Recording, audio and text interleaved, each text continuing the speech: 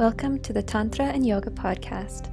These podcasts are recorded live at Anutara Ashram with Artemis and Bhairav in the Nishka Nation of northern BC, Canada. They bring clarity to some of the fundamental questions by spiritual seekers along the path of awakening.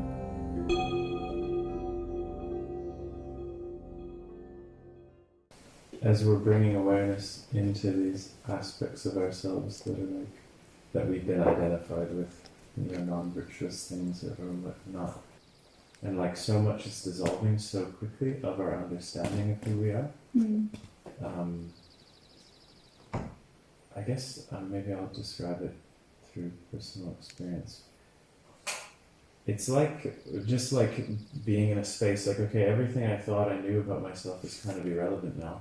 Mm-hmm. And then there's other pieces or parts that come up that are okay, now I just have to interact with everyone from my memory of what you do to mm-hmm. Connect or relate or whatever, but it's just carrying out some patterns and so I'm going to hang the actual question over here, which is what do I do with that? And then at the same time, it's just say over here, the only place that it ends up so far from me is if I'm not all these things, what am I? Mm-hmm. But in the meantime, while I don't know the answer to that question, or I have not much depth inquiring into that, what do I do? Mm-hmm. Because the space is just really painful between not having any knowing any which way. Beautiful question. Mm-hmm. Yeah, we can, at the deepest level, we can really never know. But in the beginning, it can be painful because what can the mind attach itself to? The mind stays alive or keeps moving. Our ego keeps moving because of identification. But if we're changing our focus from identification to something else, and that something else is the unknown, then it can feel really painful because it's like annihilation. It can feel like annihilation. So, yeah, it's a matter, I think, of inquiring into that. What am I? Who am I? And don't expect an answer in that. In that unknowing, in that place of questioning,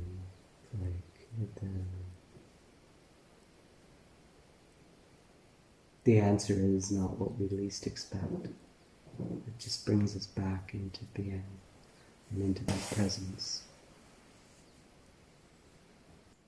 There's a few things I want to say. First, that I know this space, kind of a shedding of skins in a sense, and a slight disassociation of not knowing how to function when we aren't identifying so much with these old patterns. And in terms of the inquiry and where you're kind of reflecting where you're at this time, it may be helpful to know that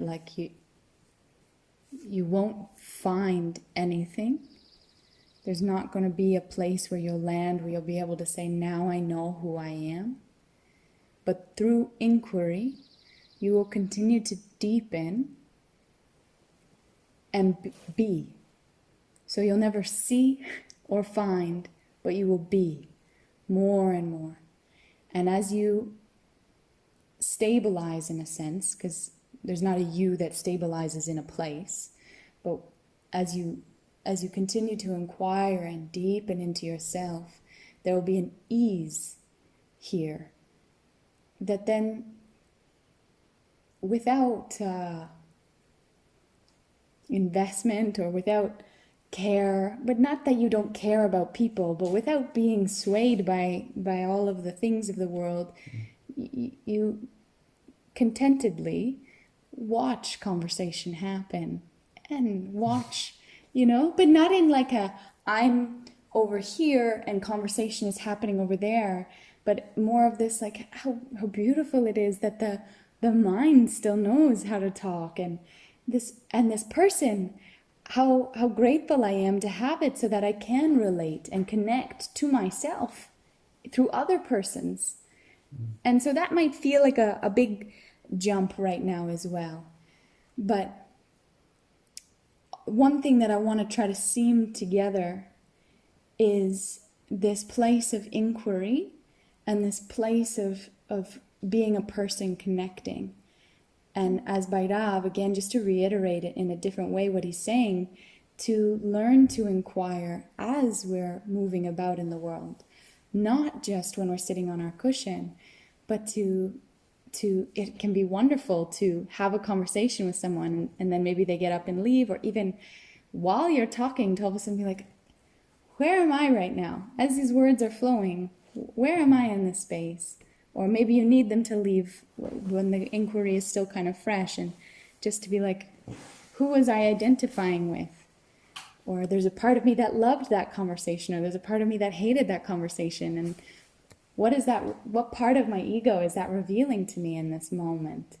This part of me that likes this or doesn't like that, and so the inquiry and the connection can start to come together, and connecting with others can be part of our sadhana. Yeah. For so long for me, this question, who am I or what am I, it was so profound that I couldn't wrap my mind around it. I just couldn't understand what that would, like, even where to go with that, because I was trying to somehow answer it with the mind. I was even trying to contemplate it with the mind. Yeah, this what am I? We have to ask it, and not ask it to be like, I don't know. I don't know isn't the answer to what am I. Because somebody said, well, you can never know. So then you're like, well, I don't know. We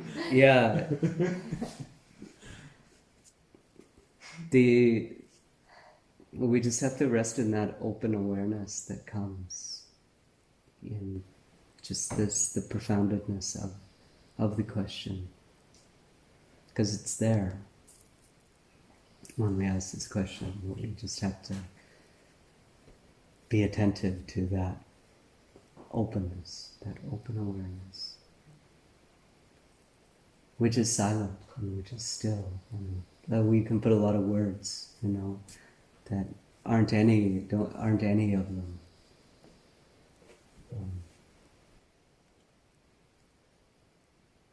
But it's profound. You have to confirm for yourself that there is not an I, because this is the first belief that we had as humans. So you have to confirm. You can't just take our word for it. And you have to, at least from my experience, you have to let it set you on fire.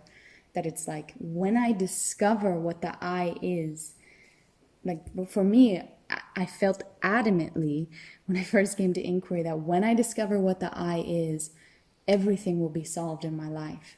And to a certain degree it was true, but I discovered the I but didn't discover the I. And I know that's probably really confusing to say, but I discovered that there was no I.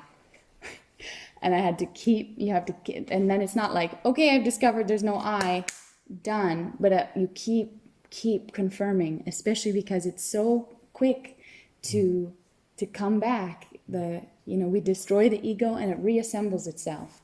You'll never be ego free. And so as soon as you're starting to believe in that new form, you have to inquire, who is the I? What is the I?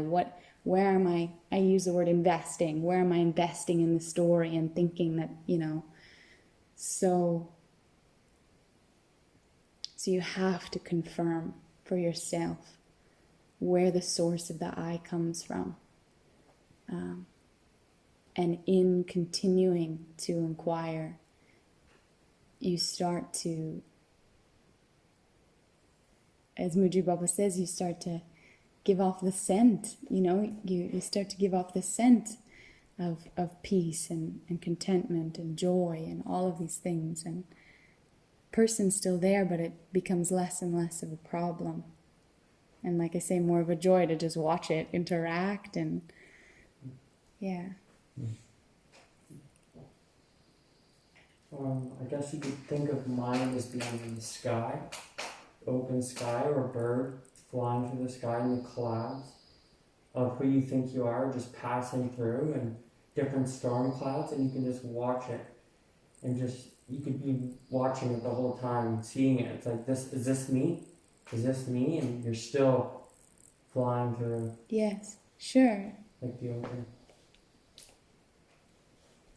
Yeah, just to put it into words that feel more comfortable for myself, of like, we could say that you are the sky, and there's these clouds of person that will rise, or there even, maybe we chop through the clouds, but there's still a feeling that there's an I in the sky. There's a me here as the sky, and so we need to, who is this one that even in emptiness is saying that they exist here, and to continue to try to find this I.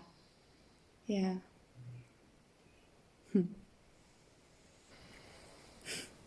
So like, over time, like, do you just become like less and less identified with yourself? Like, if you're so caught up in like everything you don't want to be, but like, is it just time, patience, like practice, like what? For some people, they ask the question once and it's done. My experience with self-inquiry has been quite different from Bhairav's experience with self-inquiry. What our experience is with self-inquiry might be very different from what yours is. But there is a key in the questioning, whether it be who am I or what am I, or inquiry for myself takes on so many different questions and colors. Of just investigating this I. It's like the I is truly all of the money in the world. It's like the most precious thing we could say. And whenever we're this investment, as I say, as soon as we see the I, you're investing it into something, if that makes sense. Like, I am a person, or I don't like these things, or I am a spiritual person, or I am the inquirer, or I am the one who witnesses these things, or I don't know who I am. And that as soon as we attach I to something else, we're losing a chunk of our most precious thing. And so it's not the I, again, it's not really something that we will find or be able to hold, but we become more and more and more. I think you asked something around, is it that we become less and less the person? Yeah. So one thing that I feel from my experience, and not as on a finish line or something like this, but as somebody who's at least been inquiring for some time, is the person still stays. The person doesn't go anywhere. We need the person. If we have when we're in a place of really not being identified with the body or the mind, we can't function. We need people to help us. And so the person is a very helpful thing, but we learn to not think that that's all that we are. And for a time that takes kind of running away from it and trying to find the I. And then more and more it comes to a place where the person isn't a problem with all of its stinkiness. Yeah. Want to add to that?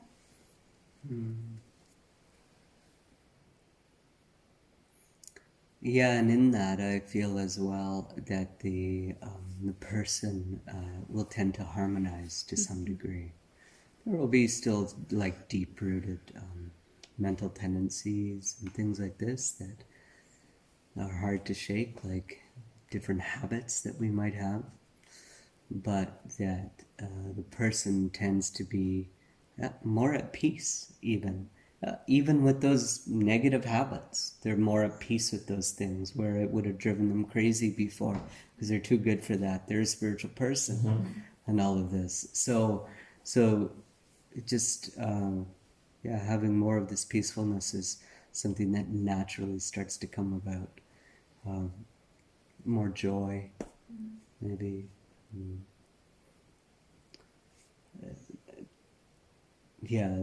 That there's a difference between joy and happiness. Happiness, like I read one author who defined these two terms very beautifully. Happiness is dependent upon outward circumstances, while joy is something that comes from within. At least that's how they defined it. So the person is very necessary, and actually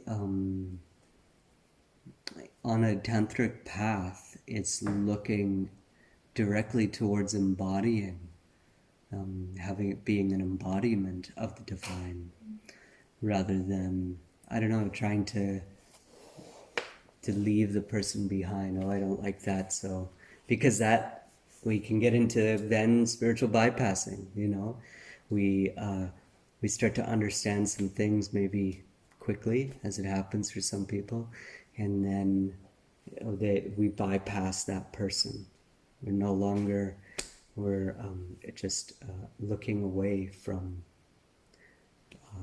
those negative qualities that we might have, instead of accepting them as part of us.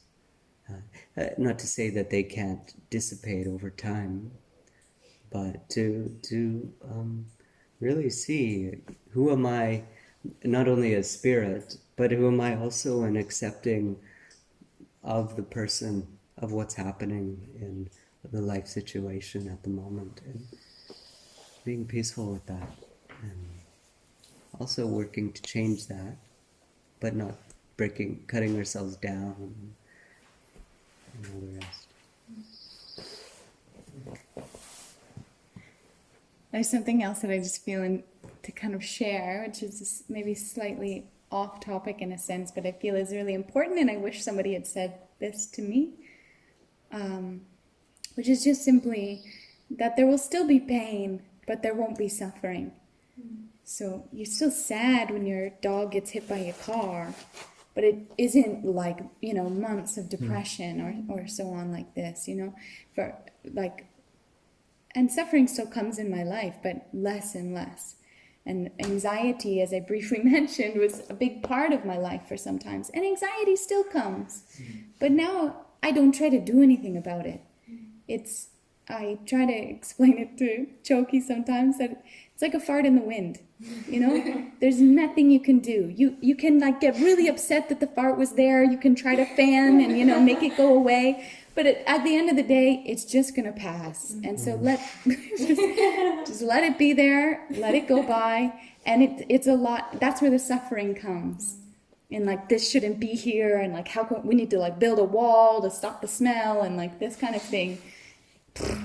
That's the suffering. Versus oh, that's quite painful that I have to smell that right now. And then it's gone. Yeah.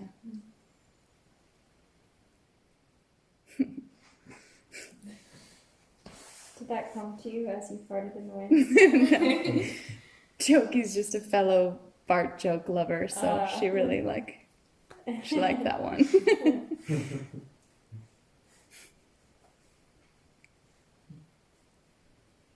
For other people, I'll often talk about the weather instead.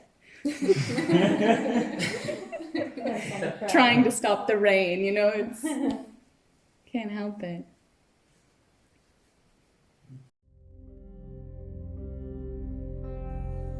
Thank you for joining us in our Q&A for today. If you'd like to continue on your path of Tantra and Yoga, be sure to visit the description of this podcast, where you'll find a link to a free Tantra course on mantra meditation, an in-depth Tantra meditation course, our community membership, as well as our teacher trainings.